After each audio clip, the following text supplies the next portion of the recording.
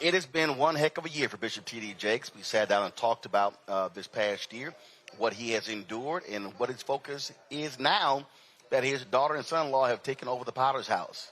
It's my conversation from Hope Global Forum 2025 with Bishop T.D. Jakes.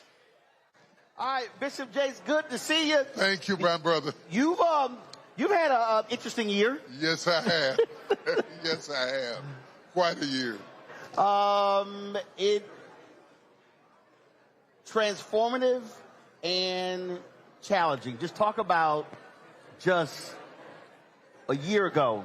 You on the stage. Just a year ago, almost to the week, I had a massive heart attack on stage and didn't know it was a massive heart attack. Almost died and had to have emergency surgery.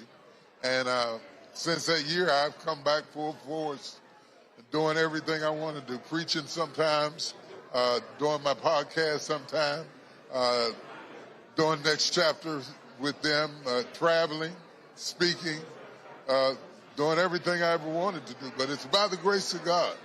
I don't take it for granted. It's really by the grace of God. I almost left y'all 3 times. My heart stopped 3 times. It was, I knew, first of all, listen, I've been in media for so long, so I knew it was serious when your daughter and others, when they released the statements. Yeah. And so what I always look at, it's what's in between the lines. Yes. And literally when I saw it, I went, this is major. Yes. Was not being said. No. Was not being revealed. Yeah. I called 2 or 3 people who confirmed. I was like, no, this is major. Yeah, it was. And it was just, and the point that you made, and I've seen other interviews, and I was like others, saw the video. It wasn't like we've seen in other cases. You just sort of just stopped. I just stopped. I mean, I didn't even know it was a heart attack. I just stopped. They had to pry the mic out of my hand. Oh, I know. I was holding that mic. Right. I wrote, "Don't drop the mic." You were trying to stay. Yeah, and don't. Like, we gotta go. Yeah, I mean, I'm trying to bless the people because I didn't want them to be upset, and I'm up here having a heart attack. I'm worried about them. But that says something about where your priorities ought to be. Right. Yeah. The thing is, folk, and I won't say our position, but the reality is, we actually carry the baggage of a lot of other people. I use the phrase, I'm not a sky cab. Yeah. I don't carry baggage. Yeah. And folk, they come to us, they talk advice, counsel, I got this, can I get help? And we do a whole lot of sharing of ourselves. Yeah. Where in essence we then empty out. Right. And never take the time to say, hold up, I can't carry everybody else's stuff around. And you don't even know that you're carrying it. You've been carrying it for so long, it almost becomes a part of your personality, and you make yourself last. And a lot of times you don't get to you. And I make some decisions to change some things around and prioritize myself. And I'm almost 50 years into ministry. Mm-hmm. So I'm moving backwards a little bit. And my ministry is going to be the podcast. So when you get through watching Roland, watch me. Watch Roland first. I'm 5 days a week. Yeah. You're going to be weekly. Yeah, I'm weekly. So it's next chapter with T.D. Jakes. Wherever podcasts are, you check it out. But watch Roland first. But you said, but the point though, when you said about ministry, I think people lose sight of the fact that because of media, and you've understood this for decades, you're actually speaking to far more people than those who are sitting in pews. Absolutely. And you get so locked into, no, I need to have all the seats filled in the pew, not realizing it's thousands, hundreds of thousands that are out there, and you have 10,000 in the front, but it's 100,000+, 200,000 and more, 500,000 who's watching. That's what I figured out while I was laying on my back. I could reach more people sitting down than I could running down the house sweating and hollering. And at this stage, my next chapter is to have those conversations with people that others don't normally get a chance to have a conversation with.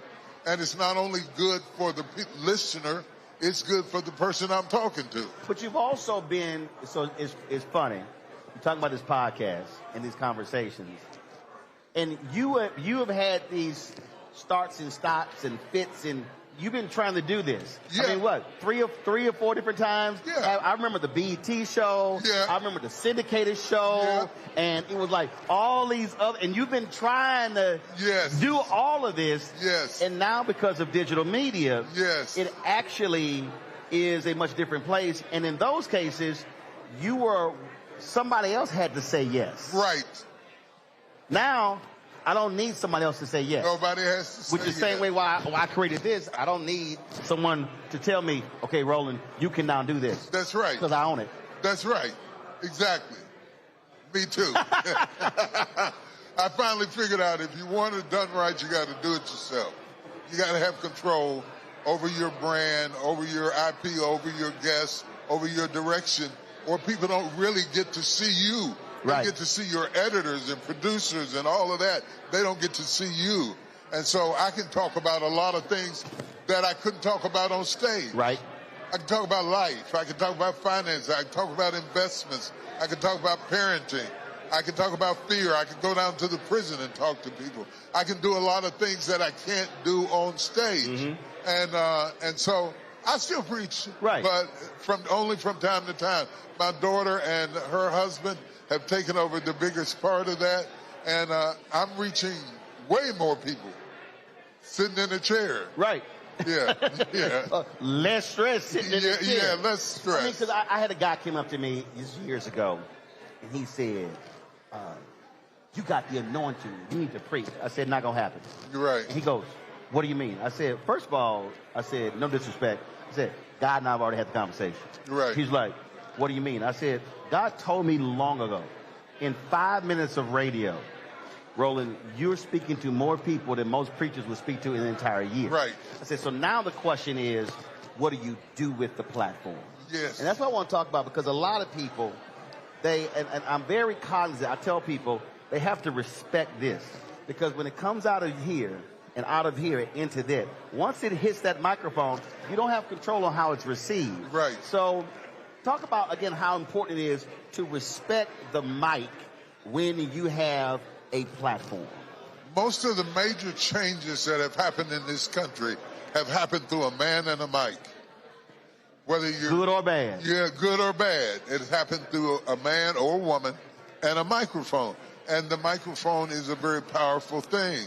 And to be able to participate in the narrative of this country, especially at the time we're living in now, when the narrative has gone completely off track, to kind of navigate it back into some sense of brotherhood and community. And we don't always have to agree to have respect for each other. Right. We've lost dignity.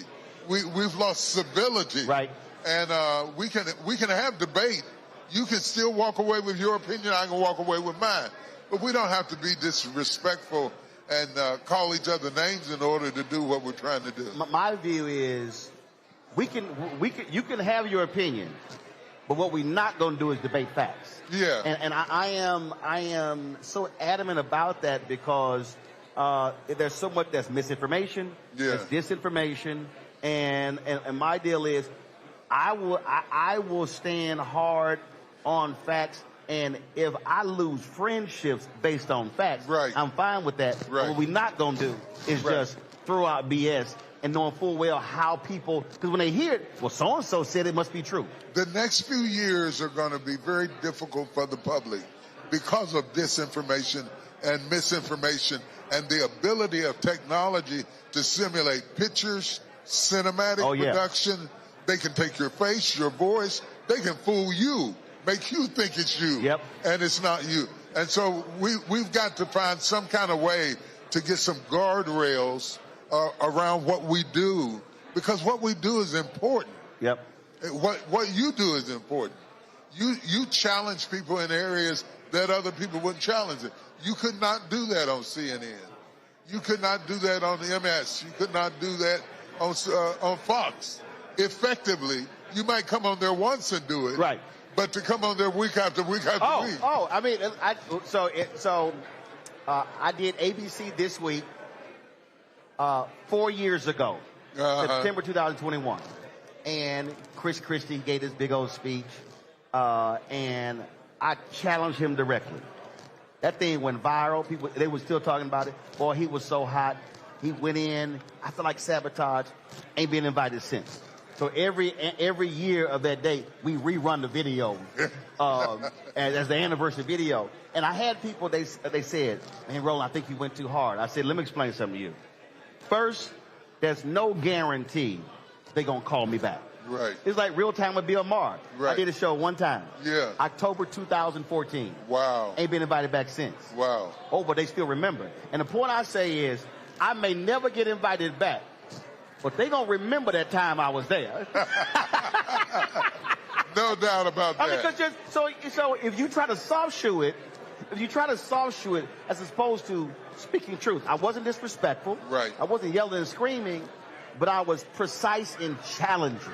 You have the personality for the brand you have. I think your brand has to be authentic to the type of person you are. Everybody can't do that. No. So you have to do you and be comfortable with being yourself. And if y'all don't call me back, we good. Right. We That's good. Right. That's right. I told someone yesterday, no is a complete sentence. Complete sentence. How many folk have you had to use that complete sentence with over the last year? I have gotten a lot better at it. I have gotten a lot better at it. Because I will do things that don't even make sense. You know, trying to please people. And I finally feel like I was pleasing them and killing me. You know, and at this stage and age, I'm not old, but I'm old enough now that I'm not going to see but so many more summers. Right. Okay, so I got to make these count. These are the grand finale. And I want to have legacy. I want to finish strong. I want to do some real estate. I want to do some affordable housing. I want to do some entrepreneurial training. There's some other things I want to do other than just talk about heaven. I want to talk about heaven too, but there are some things we need while we're waiting on heaven. A place to stay, our own business where we're being laid off by the thousands. Yep. Something has got to be done about that. Somebody's got to say something about that. And the pulpit is, you can do it from the pulpit, but it's not the perfect place to do it from. The pulpit is for the gospel. In fact, in Dr. King's book, Chaos or Community, where do we go from here? Yeah. He says that there are 4 institutions that are positioned to liberate black America. Uh-huh. He said the Negro Church, the Negro Press, Negro fraternities and sororities, and Negro professional and business organizations. And about the church, he said, too many black churches are focused on what's over yonder, and not dealing with what's happening here and the people. It's literally what he wrote. Only 40% of black people in America own their own home. Boom. It's never hit 50%. No, not even close. I think the closest when Clinton was president, it was like 46.5 or something like that, but it's never even gotten to 50. Yeah, and now it's about 42. And that doesn't consider all the people who just got laid off and put their houses up for sale. Right. So it may be down in the 30s, whereas opposed to 75% of our counterparts own their own home. Right. Why is that important? It's legacy. It's passing something on to your children. You don't have to start all over again every generation. But it's also why they're here. Look, so you're there in Dallas. I still own my home there. Right. The same home that I got a foreclosure letter on, I now completely own. Right.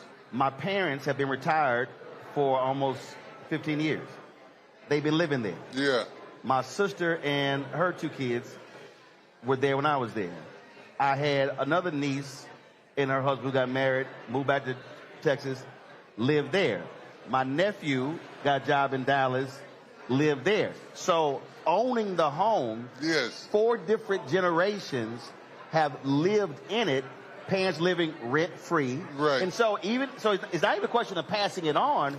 Right now, because I own it, they're not paying rent. Right. They're not, so rent, we know most people pay 56% of their money. Right. So me owning the home has helped multiple family members be able to rebuild what they're doing and now take off. Not to mention the fact the equity that's accrued in that house is amazing, okay? You could pay rent maybe more or less of the dollars per month, but you're not gaining any equity. Right. You're giving money to somebody else. I bought it at $122,000 today. The property value is $321,000. See what I'm saying? So your money's making money while you sleep. We don't teach our people about how to handle money. We don't teach our people about XRP. We don't teach our people. Okay, for the person watching, what's XRP? XRP is one of the latest developments for digital currency. And it's a current investment that's escalating that we don't even know anything about. Got it. We don't even recognize that digital currency is gradually switching all over the world.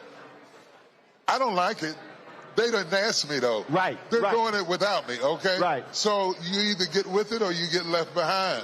And just to have the conversation, we don't sit around the table and talk to our children. My mother gave me for my birthday when I was 8 years old a passbook savings account to Canal Valley Bank. I remember we had one. It was a credit union. Yeah. Yep. Yeah. Had our own account, me, my brother, my sister. They talked to us about money. So I cut grass and go catch the bus and put a little money in the bank. She was teaching savings, whereas we're so busy trying to give our children everything that we didn't get. Right, right. That we give them everything but what it took to make us who we are. A work ethic, a strength, of resilience, and an ability to be insulted and still go to work. You're going to love this. So last year, my sister passed away. And I've, over the years, I've raised her 4 kids, raised 6 nieces total. So I'm home this year, Mother's Day. It was the first time my nieces went to the grave site since we buried her. So I'm talking to them. So then they're telling me, my wife's sending them money every month. Like, she told me she was sending them money. Yeah. She didn't tell me how much she was sending them. Right, right. And I was like, and I don't look at the personal bank account. I'm like, I look at the business bank account. Right. But when I found out how much she was sending them, I was like, what? She's like, oh, no, I said, no, you ain't tell me how much you was sending them. Right. I said, I'm putting them on the payroll. Right, right. That's exactly what I did. I put them on the payroll. Right. They are helping do shows, run StreamYard and stuff. I said, me sending them that much money, because they're in college, I said, I don't get any tax benefit from that. No, y'all gonna get a W-2. Yeah. So, but again, so that was and a lot of people don't even understand. You can employ your children. You can employ your children, and you can get tax deductions for saving money for your kids going to college from the time they are born. Right. So you're paying more taxes than you have to pay. There's so many ways that other people are using the system that's killing us, and we don't know about it, and we don't take time to hear about it. We are the nation's biggest consumers, poorest investors.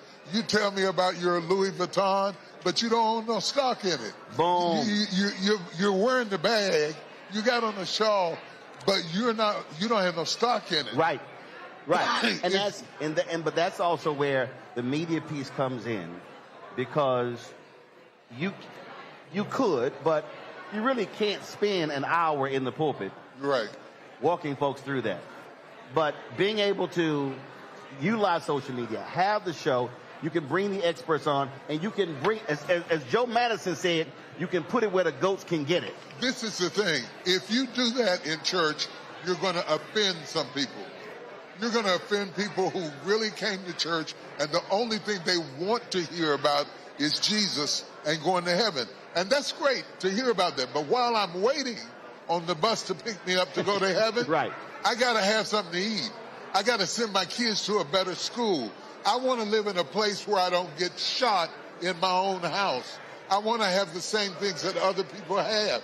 But church people only want to talk about Genesis to Revelations. I love it. I know it better than anything else. I can do it in my sleep. You can wake me up at 3 o'clock in the morning. I can preach. But when I get through preaching, I'm going to need something to eat. I'm raising 5 kids. I had to pay tuition for them to go to college.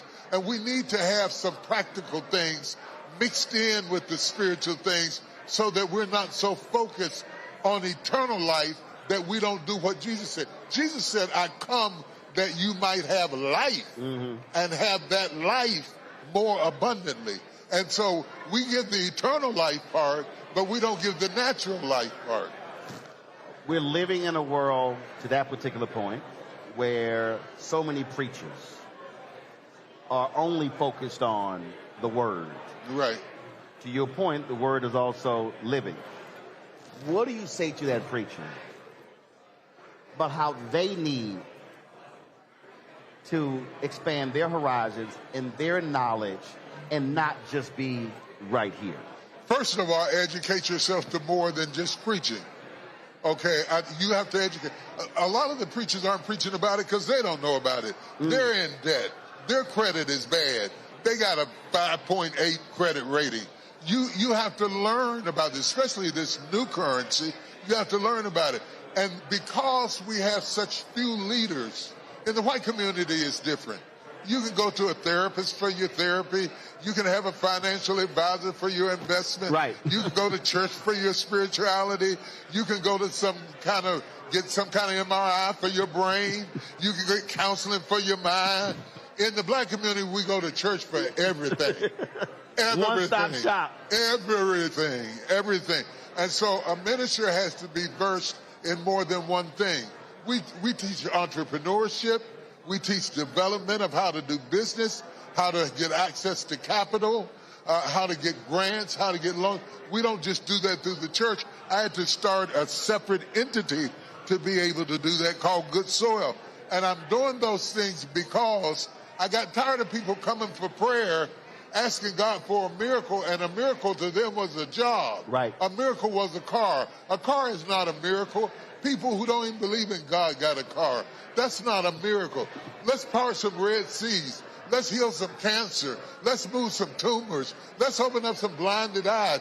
Give him something to do, not a car payment. You don't give it. Car's not going to fall down in your living room, unless it falls down with the payment, And so that which is practical, and that which is spiritual. And you have to have a fault line between the two. And so that's the way I live my life. I encourage other people to equip yourself. And I don't fault the preachers that don't do it. Not everybody's going to do it. Not everybody's going to be Roland Martin. And you don't have to do all of what you just laid out. No. But you do have to expand your knowledge base to help bring your people along. In some way, it's like I chose to work with formerly incarcerated inmates. 40,000 inmates have gone through our program. Mm-hmm. We got jobs, we got GEDs, we got their records expunged. Everybody can't do that. Somebody else is working with people with AIDS. Somebody else is working with people doing final wishes for them. But do something. Right. Do something. Contribute something to the world. So if I'm not going to run down the aisle, then I'm going to sit in my chair and do something. We just passed Andy Young. Yep. And he's in that wheelchair. And he got that wheelchair rolling. 94. Hey, he don't slow down. His mind is just as bright as it ever was. And he will run you over in that wheelchair. I told him I was going to give him a speeding ticket. Two questions left. First question. You've done so much, but is there something that you've always really wanted to do and that you either didn't have time, it wasn't the right moment, you were scared to do it? There's something that you always wanted to do that you just have not done. One thing is I want to be a safe place for broken people to be able to come and know that they won't hear it again. Now, that often gets me in trouble. But we don't, a lot of us are blowing our brains out simply because we don't have nobody to talk to. Right. That's one thing. Second thing is, I just came back from Brazil. I was ministering in Brazil, 17,000 people in there each night. I was in Zimbabwe a month before that. I'm getting able to move around the world without having to fly back in on the red eye on Sunday morning and stumbling around in the pulpit. They got it. They got it. Go ahead. And then every now and then I'll come in and preach. But, Last question. Since you had the heart attack, you dropped weight. Yeah. Changed a lot of different things. Lost 80 pounds. But I lost a fifth grader. Okay. So have you stopped posting? You used to always post baking photos and cooking photos. Yeah, I did the other day. I won't lie to you. I posted some pictures of some sweet potato pies and some banana pudding. But you know what the thing is with me? I like to cook it more than I like to eat it. I get the joy out of watching other people eat. And so when my kids and my grandkids, I'm old school. The house is supposed to smell like food during the holidays. And I like for them to be able to have that experience. I don't want McDonald's in my house on Christmas. Oh, no. Oh, no. I almost don't want it. Well, I guess I should say that. You know, we're having to be so careful now about what we eat. Right. Because the things we are eating are killing us. All the stuff what we're eating is eating us. Right. Okay? The pesticides. You don't know what. I told my wife when COVID was out, I said, we can call somebody to deliver food. She said, no. She said, because if I cook it, I know what's in it. And that's something we got to start thinking about, that because people are intentionally trying to lower the population by feeding us poisonous food. Mm-hmm. And when I say us, I mean all of us globally, to lower the population and talking about it. So that's something we got to start thinking about. Even when you go to health food stores, it is not guaranteed that it's healthy. I got a app on my phone called Yucca, Y-U-K-A. And if you hold it up to the barcode, it will tell you whether it is legitimately healthy or not. Oh, really? You download it. It's Yucca. And it will tell you what you're eating before you put it in your mouth. And that also goes for your soaps. It also goes for your makeup. There are things that we are doing to ourselves. I kept asking myself, toilet paper, I said, why am I burying all of these people with cancer? And it's because... Younger and younger. Younger ages, heart attacks, younger ages. What we are eating is eating us. Absolutely. I did say they had two. You spend lots of time in Africa. The continent is exploding. The next 30 years. Yes. Six of the 10 fastest economies are in Africa. Yes. Explain specifically to African Americans that we've got to stop this nonsense of being, a lot of people are anti-immigrant, especially African immigrants, but also Africans also have to understand the real history of African Americans. There is opportunity there if we learn to actually communicate with one another and realize that we can actually do some amazing things. There are tremendous opportunities if we actually take advantage. From Alex Haley forward, when he wrote Roots, he has been teaching us you can't have fruit until you accept your roots. You have to understand that Jews have a respect for Israel, whether they've been there or not. You cannot despise your mother or father, in other words, ancestors, and live a long life. And they've got the fastest growing economy. They've got the youngest demographic. They're putting out more college equipped people than any other place in the world. And we think they're all running around with flies and big bellies. Nope. That's not the truth anymore. They got 5-star hotels. They got highways. They got people with degrees in subjects we don't take. Okay? Chemical engineering. You know, they're doing things over there that we have never thought about doing over here. We are better together than we are apart. If we can't do business with the people in our country, we can do business with people in other countries. That's right.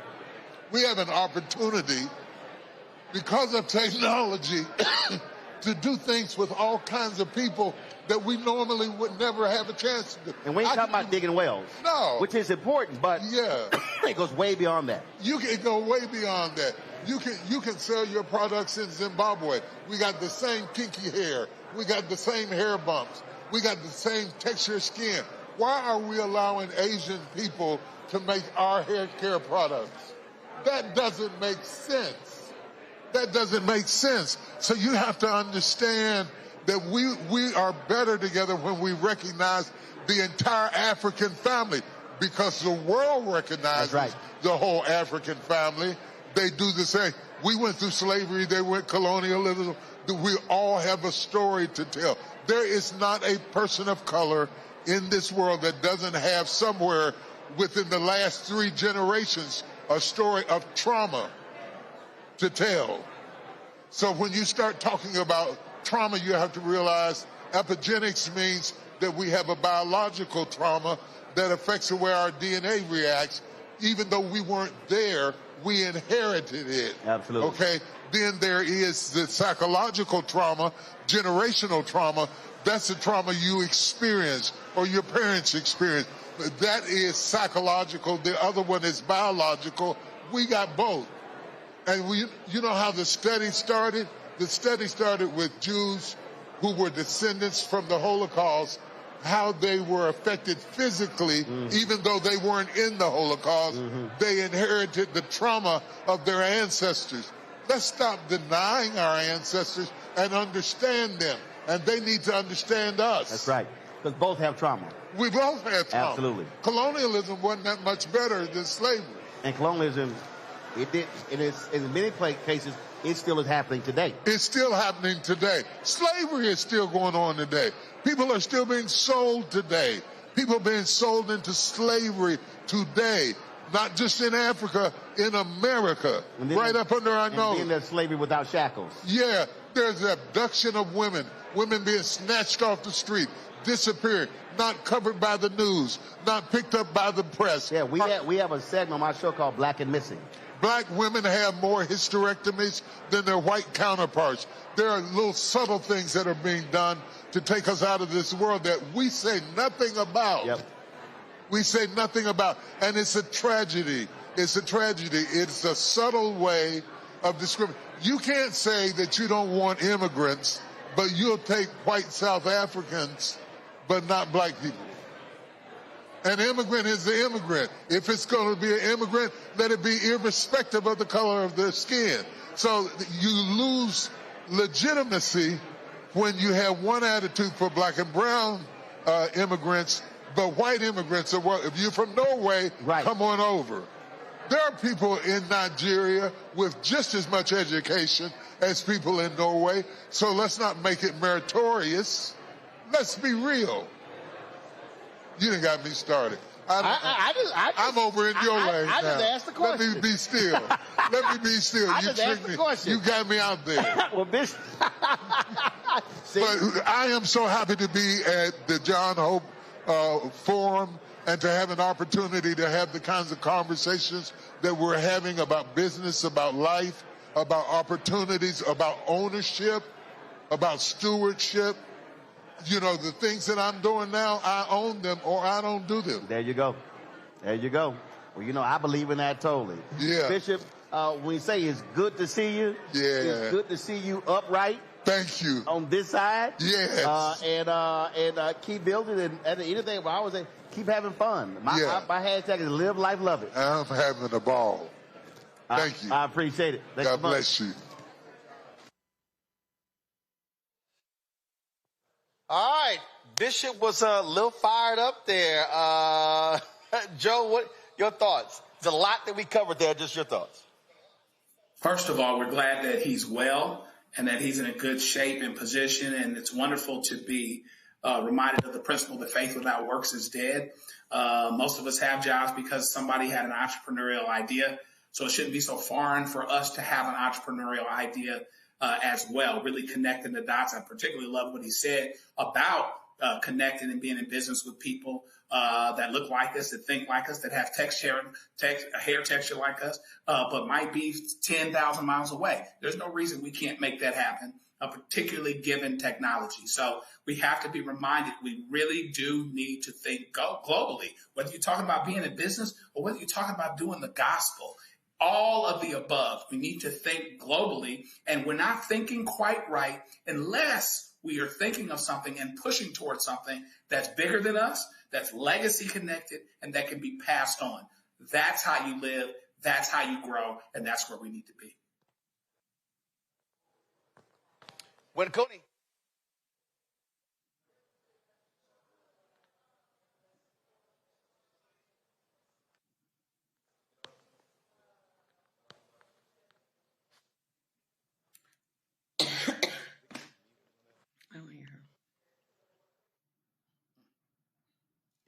Oh, can you guys hear me? Hello? So when you think about what Bishop Jakes was saying, he's an example of how to pass a family business down successfully, which you've seen him being able to do with the Potter's House Ministry and his daughter, Sarah Jakes Roberts, as well as her husband, Touré Roberts. It's something that's so impactful to the Black community and particularly to the Black church, the fact that they've been able to actually create leadership within their own family. I love that anecdote, Roland, that you mentioned about putting your nieces and nephews on payroll. In essence, Bishop Jakes was able to do the same thing through his Potter's House ministry, and that's something that I'm sure that they hope will continue to be generational. But I think John Hope Bryant said it best, is that you have to be able to groom that talent inward, and if it's not able to be groomed inward, you have to be able to smartly pivot, because that is a multi-million, billion-dollar business. Yes, it's ministry, but the Potter's House, the ministry that they do, the services that they provide domestically and internationally, that's all a business. Another thing that I love that Bishop Jakes talked about, and that you talked about, Roland, was the democratization aspect of media. Now we don't have to wait for the big networks to pick us up. You can have a microphone, a telephone, a ring light, and have your own podcast and champion the thoughts that you want to champion. So I think that has really democratized the way that we do business here, and the way that people can really they don't have to be in that pulpit anymore. You know, thinking about someone like Bishop Jakes that is getting older but is so impactful, it's incredible that now he's able to impact that amount of people sitting from a chair and not necessarily having to overexert himself. So I think that's just the beautiful part about technology, about the democratization of technology, is that you can continue to touch people no matter where you are, whether you're remote or in person. You can continuously and constantly live stream. And that's why the Black Star Network is so impactful in itself. I thought Randy was important when he talked about no, and how many people he had to tell no, because you give and you give and you give and you give, and you do have to be. I fundamentally believe, be selfish with your time and your energy, because it can absolutely run you down, and that was one of the things he talked about. Now, I chuckled when you were having that conversation because, you know, I know personally that, Roland, you are very skilled at saying no. I can send you a long paragraph asking you a question about something and you'll write back no, but no is a full sentence and no is a complete answer. And I had to grow to say no and to protect myself, because people will keep asking you for things and take and take and take. And you have to realize, you know, which Dr. Jake said, is prioritizing yourself and particularly prioritizing your health. I love the whole theme of reinvention, right? You know, even as we get older, particularly as we get older, we have to learn how to reinvent ourselves, where we are still making an impact, but we realize that we can do it differently. There's many ways to do something. And I like that, you know, you can indeed teach an old dog new tricks. Like, I am constantly learning how to do things differently. We cannot get stuck. So I thought that was a powerful part of your conversation.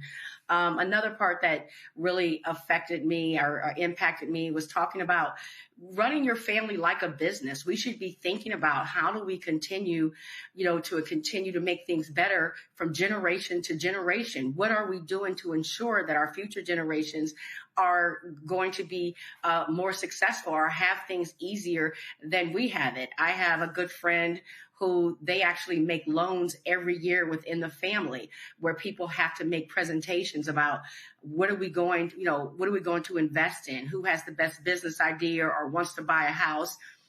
And I just think that is just very powerful. And we see how, you know, the Jakes family has definitely done that.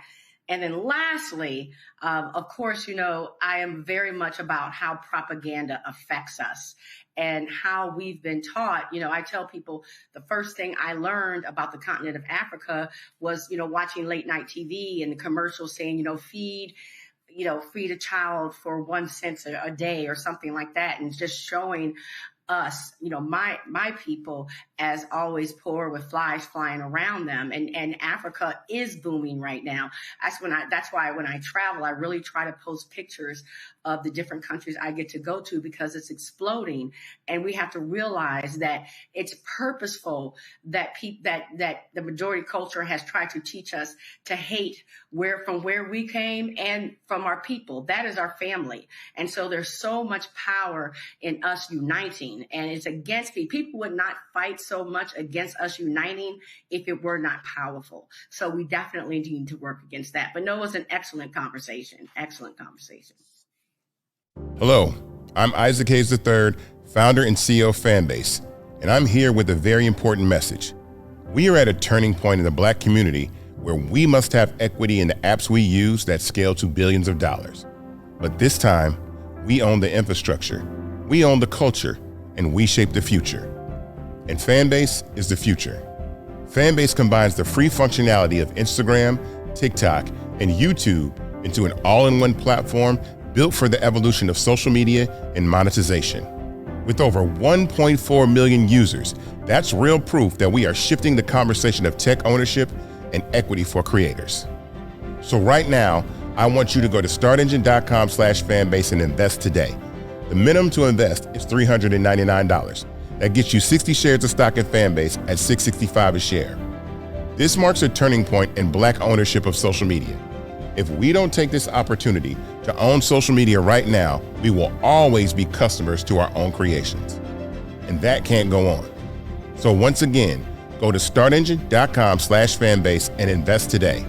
We must own the platforms where our voices live, our stories matter, and where our culture drives the world. Thank you.